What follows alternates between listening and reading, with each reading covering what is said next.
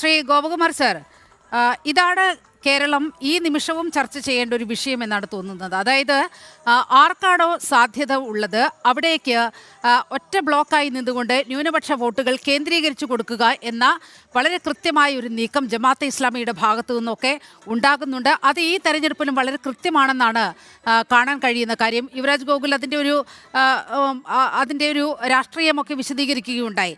BJP ഏത് വിധത്തിലും ഒരു വിധത്തിലും കടന്നു വരരുത് എന്ന് ആഗ്രഹിച്ചുകൊണ്ട് ഇത്തരത്തിൽ സംഘടിതമായ ഒരു വോട്ടിങ്ങനെ കേന്ദ്രീകരിച്ചു കൊടുക്കൽ നമ്മൾ കുറേ കാലങ്ങളായി കാണുകയാണ്. അതിനെ അതിജീവിച്ചുകൊണ്ടാണ് BJP ഇത്ര വലിയ ഒരു വിജയം കരസ്ഥമാക്കിയിരിക്കുന്നത്. മാത്രമല്ല, ഈ ക്രിസ്ത്യൻ മേഖലകളൊക്കെ കേന്ദ്രീകരിച്ച് വലിയ മുന്നേറ്റം നടത്താനും സാധിക്കുന്നുണ്ട്.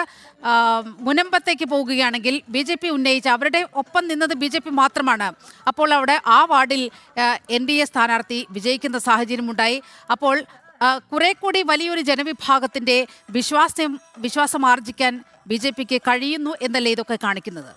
അതെ, ഈ തെരഞ്ഞെടുപ്പ് രാഷ്ട്രീയത്തിനകത്ത് കേരളത്തിൻ്റെ ഒരു പ്രത്യേകത എന്ന് പറയുന്ന ഒരു വശത്ത് പാർട്ടികളുടെ ആശയങ്ങളും സാമ്പത്തിക നയങ്ങളുമൊക്കെ പോരാടുമ്പോൾ മറുവശത്ത് ഇലക്ട്രൽ എഞ്ചിനീയറിംഗ് എന്ന് പറയുന്നത് തീർച്ചയായിട്ടും ജാതിമത കണക്കുകളുടെ അടിസ്ഥാനത്തിൽ തന്നെയാണ്. പക്ഷേ ആദ്യം പറഞ്ഞ ഘടകത്തിനകത്ത് ഉൾക്കൊള്ളുന്നൊരു പ്രധാനപ്പെട്ട ഒരു വെല്ലുവിളി എന്ന് പറയുന്നത് ഭരണവിരുദ്ധതയാണ്. ഇപ്പോൾ തിരുവനന്തപുരത്ത് തീർച്ചയായിട്ടും BJPക്ക് ഇത്രയും ഉയരാൻ കഴിഞ്ഞത് കൃത്യമായ ഗ്രഹപാഠം ചെയ്തതുകൊണ്ടാണ്. കഴിഞ്ഞ കുറേ നാളുകളായി, ഏതാണ്ട് ഒരു വർഷത്തിനടുപ്പിച്ച് കാലഘട്ടമായി കൃത്യമായ വർക്ക് ചെയ്ത് ഓരോ മൈക്രോ ലെവൽ മാനേജ്മെൻറ്റ് ചെയ്ത് ആ ഒരു ചിട്ടയായ പ്രവർത്തനത്തിൽ കൂടിയാണ് BJPക്ക് ഇത്രയും വലിയൊരു ശക്തിയായി തിരുവനന്തപുരത്ത് കോർപ്പറേഷനിലും നേരത്തെ ലോക്സഭയിലൊക്കെ നടത്തിയ അന്നത്തെ വോട്ടിനെയൊക്കെ പറയുന്നത് മോദിക്ക് അനുകൂലമായ വോട്ടാണ്, അതാണ് കൊണ്ടുവന്നത്. പക്ഷേ അങ്ങനെയല്ല. ആദ്യത്തെ അസംബ്ലി MLA ജയിക്കുന്ന നിയമത്താണ്, മറ്റ് പല സ്ഥലങ്ങളിലും 2ാം സ്ഥാനത്ത് വന്നു. അപ്പോൾ ഇങ്ങനെ കുറേശ്ശെ വലുതായി വരുന്നതിൻ്റെ പിറകിൽ കൃത്യമായ വർക്ക് അതിനെ സഹായിച്ചു എന്നുള്ളതാണ്.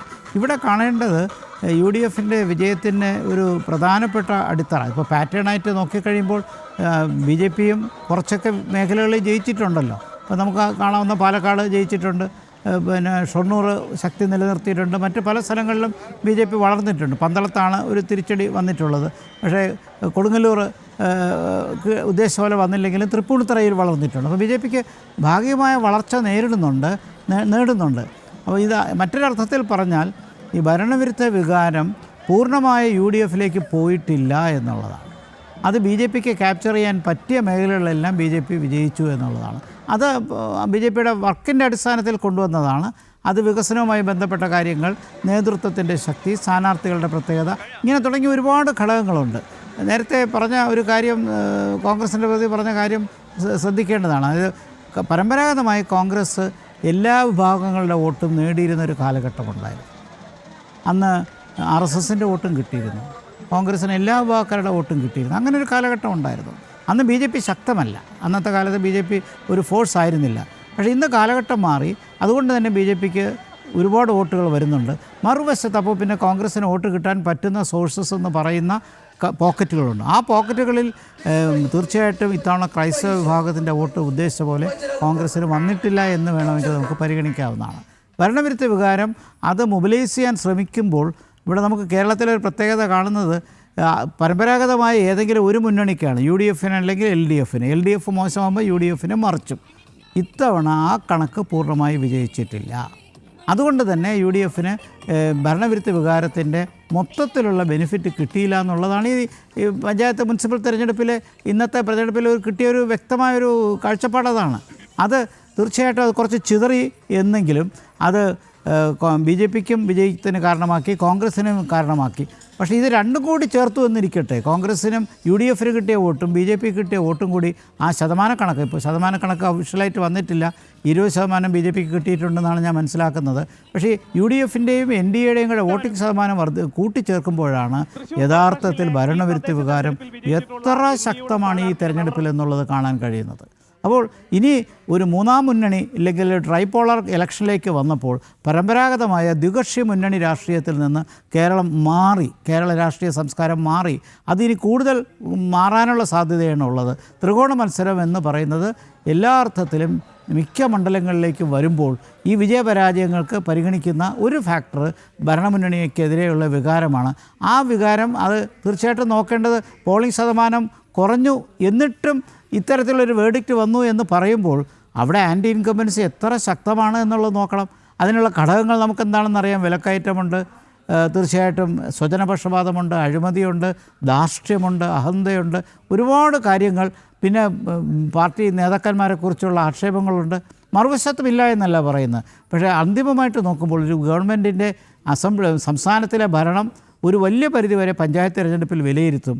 അവിടെ താത്വികമായിട്ട് തന്നെ നോക്കിക്കഴിഞ്ഞാൽ LDFന് വലിയൊരു തിരിച്ചടി ഉണ്ടായി. കാരണം ചരിത്രപരമായി അവർ നേടിയിരുന്ന കോട്ടകളെല്ലാം തകർന്നിരിക്കുകയാണ്. അസംബ്ലിയിൽ ജയിക്കുന്ന പോലെയല്ല, പഞ്ചായത്തിലുണ്ടായ തിരിച്ചടി വാസ്തവത്തിൽ LDFന് വലിയ ഭീമമായ നഷ്ടമാണ് ഉണ്ടാക്കിയിരിക്കുന്നത്. ഇനിയിപ്പോൾ നിയമസഭാ തെരഞ്ഞെടുപ്പിലേക്ക് ഏതാണ്ട് ഒരു 5 മാസം, കഷ്ടി ഒരു 5 മാസമാണ് നമ്മുടെ മുന്നിൽ നിൽക്കുന്നത്. ഈ പാറ്റേൺ എങ്ങനെയായിരിക്കും നിയമസഭാ തെരഞ്ഞെടുപ്പിൽ പ്രകടമാകുക? അതുകൂടി അങ്ങൊന്ന് പരാമർശിച്ചു പോകുമോ? അതെ, തീർച്ചയായിട്ടും. എനിക്ക് തോന്നുന്നു ഇന്ന് മുതൽ അസംബ്ലി തെരഞ്ഞെടുപ്പിൻ്റെ തയ്യാറെടുപ്പുകൾ എല്ലാ പാർട്ടികളും തുടങ്ങുമെന്നാണ് എനിക്ക് തോന്നുന്നത്. കാരണം പാർലമെൻറ്റ് തെരഞ്ഞെടുപ്പിൻ്റെ തനിയാവർത്തനം ഒരിക്കലും അസംബ്ലി തെരഞ്ഞെടുപ്പിൽ വരില്ല എന്ന് നമുക്ക് നന്നായിട്ടറിയാം. എല്ലാ തെരഞ്ഞെടുപ്പുകളും തെളിയിച്ചിട്ടുണ്ട്. എത്രയോ വർഷമായി കേരളത്തിൽ, കഴിഞ്ഞ 20 വർഷമായിട്ടെങ്കിലും ആ പാറ്റേൺ തെളിയിച്ചിട്ടുണ്ട്. പ്രത്യേകിച്ച് 3 പ്രധാനപ്പെട്ട മുന്നണികൾ ശക്തമായതിനു ശേഷം പാർലമെൻറ്റിലേക്ക് വരുമ്പോഴുള്ള ആ കാഴ്ചപ്പാടല്ല അസംബ്ലിയിലും പഞ്ചായത്തിലും. പക്ഷേ അസംബ്ലിയും പഞ്ചായത്തും തമ്മിൽ നല്ല ബന്ധമുണ്ട്. ഒരർത്ഥത്തിൽ പറഞ്ഞാൽ സംസ്ഥാന പഞ്ചായത്തുകളിലും മറ്റും വ്യക്തിപരമായ വോട്ടിംഗ് സമ്പ്രദായത്തിന് വിലയുണ്ടെങ്കിൽ പോലും ഒരു 40% എങ്കിലും സംസ്ഥാന രാഷ്ട്രീയത്തിൻ്റെ സ്വാധീനം പഞ്ചായത്തിൽ ഏറ്റവും കുറഞ്ഞ, എത്ര കൺസർവേറ്റീവ് എസ്റ്റിമേറ്റ് എടുത്താലും ഒരു 40% എങ്കിലും സംസ്ഥാന രാഷ്ട്രീയം തന്നെയാണ് പഞ്ചായത്തിൽ നടക്കുന്നത്. അപ്പോൾ അതുകൊണ്ട് ഇതിൻ്റെ ഒരു എക്സ്റ്റൻഷൻ അസംബ്ലിയിലേക്ക് വരും എന്നുള്ളത് കണക്കാക്കിക്കൊണ്ട് ഇനി എനിക്ക് തോന്നുന്നു മുന്നണികളുടെ പ്രവർത്തനം ശാക്തീകരിക്കണം. അതനുസരിച്ച് ഈ പാർട്ടികളെല്ലാം അതിൻ്റെ പ്രവർത്തനത്തിലേക്ക് പോകും. ഭരണമുന്നണിയാകട്ടെ വരും ദിവസങ്ങളിൽ കൂടുതൽ ക്ഷേമ പദ്ധതികളും മറ്റും കൊണ്ടുവരാൻ ശ്രമിക്കും. അങ്ങനെയുള്ള ക്ഷേമ പദ്ധതികൾ ജനങ്ങളെ സ്വാധീനിക്കുമോ എന്നുള്ളത് സംശയമാണെന്ന് ഈ പഞ്ചായത്ത് തിരഞ്ഞെടുപ്പ് തെളിയിച്ചിട്ടുണ്ട്. ഏപ്രിൽ 4-നും മെയ് ഫസ്റ്റ് വീക്കിനും ഇടയ്ക്ക് തിരഞ്ഞെടുപ്പ് നടക്കാനുള്ള എല്ലാ സാധ്യതയുമുണ്ട്. കഷ്ടിച്ച് 4-4.5 മാസം മാത്രമേ ഉള്ളൂ. അതുകൊണ്ട് തന്നെ ഇനി വരും ദിനങ്ങൾ UDFും NDAയും LDFും ഒരുപോലെ മത്സര രംഗത്തിറക്കും. ഭരണവിരുദ്ധ വികാരം എന്നുള്ളത് നിലനിൽക്കുമെന്ന് തന്നെയാണ് നമുക്ക് വിശ്വസിക്കേണ്ടത്. കാരണം ഇത്രയും പഞ്ചായത്തിൽ ഇത്രയും ഭരണവിരുദ്ധ വികാരം, ഇടതുപക്ഷത്തിന് വേര് ഓട്ടമുള്ള പഞ്ചായത്തുകളിൽ പോലും ഇത്രയും വലിയ തദ്ദേശ തെരഞ്ഞെടുപ്പിൽ പോലും ഇത്രയും വലിയ ഭരണവിരുദ്ധ വികാരമുണ്ടെങ്കിൽ അസംബ്ലി തെരഞ്ഞെടുപ്പിൽ എന്ത് വലിയ ശക്തമായിരിക്കും. തീർച്ചയായിട്ടും മന്ത്രിമാരുടെ പെർഫോമൻസ് നോക്കും. ആരോഗ്യ വകുപ്പ്, വിദ്യാഭ്യാസ വകുപ്പ്, നിയമവാഴ്ച, ഇങ്ങനെ തുടങ്ങിയ ഒത്തിരി കാര്യങ്ങൾ, അഴിമതി കഥകൾ, ഇതെല്ലാം ചർച്ചയിൽ വരുമ്പോൾ ഏറ്റവും ഡോമിനേറ്റ് ചെയ്യാൻ പോകുന്നത് ആൻറ്റി ഇൻകംബൻസിയാണ്. അവിടെ ഈ പ്രത്യേകിച്ച് 6 ലക്ഷം കോടി രൂപ കടത്തിലോടുന്ന ഒരു സംസ്ഥാനത്തിന് അടുത്ത വികസന പദ്ധതി എന്താണ് എന്നുള്ളതിൻ്റെ ഒരു കാഴ്ചപ്പാട് വയ്ക്കാൻ പറ്റുന്ന രീതിയിലായിരിക്കും മുന്നണികളുടെ പ്രവർത്തനം വരേണ്ടത്. അതിലായിരിക്കും ജനങ്ങൾ നോക്കുന്നത്. വെറും ആൻറ്റി ഇൻകംബൻസി കൊണ്ട് ഓട്ടോമാറ്റിക്കായിട്ട് വിജയിക്കുന്ന ഒരു സാഹചര്യം ഉണ്ടാവില്ല. കാരണം ഇപ്പോൾ ഒരു സീരിയസ് ആയിട്ട് NDA രംഗത്തുണ്ടല്ലോ. ഓട്ടോമാറ്റിക്കായിട്ട് UDFന് ആ ബെനിഫിറ്റ് പൂർണ്ണമായിട്ട് കിട്ടുന്നില്ല എന്ന് ഈ തെരഞ്ഞെടുപ്പിൽ തെളിഞ്ഞതുപോലെ അസംബ്ലി തെരഞ്ഞെടുപ്പിലും തെളിയുമെന്നാണ്. അതുകൊണ്ട് തന്നെ ആൾട്ടർനേറ്റീവായുള്ളൊരു വികസന പദ്ധതി കൊണ്ടുവന്ന് അതെങ്ങനെ പൊളിറ്റിക്സ് ഓഫ് പെർഫോമൻസ് കാണിക്കാം എന്നുള്ളത് ജനങ്ങളുടെ മുമ്പിൽ അവതരിപ്പിക്കുന്ന രീതിയിൽ പ്രവർത്തിച്ചാൽ അതായിരിക്കും മുന്നണികളുടെ ക്രെഡിബിലിറ്റി, വിശ്വാസ്യത ജനങ്ങൾ പരിഗണിക്കാൻ പോകുന്നത്. അപ്പോൾ ആ നിലയ്ക്കുള്ള പ്രവർത്തനം എനിക്ക് തോന്നുന്നു ഇന്നു മുതൽ അതിൻ്റെ പ്രവർത്തനം 4-4.5 മാസത്തിനകം തെരഞ്ഞെടുപ്പ് അതിൻ്റെ പ്രവർത്തനം ആരംഭിച്ചു കഴിയണം. കാരണം ഇത്രയും വ്യക്തമായൊരു അസംബ്ലി പഞ്ചായത്ത് തിരഞ്ഞെടുപ്പിൻ്റെ അടുത്ത് വരുന്നൊരു സാഹചര്യം മുമ്പ് 2020 നമ്മൾ കണ്ടു, 2015 നമ്മൾ കണ്ടു. അപ്പോഴൊക്കെ അസംബ്ലി തിരഞ്ഞെടുപ്പും അന്നുണ്ടായൊരു സംസ്ഥാന രാഷ്ട്രീയം അതിനേക്കാൾ എത്രയോ കോമ്പറ്റേറ്റീവ് ആയിരിക്കുന്നു ഇപ്പോഴത്തെ കേരളത്തിലെ രാഷ്ട്രീയ സാഹചര്യം.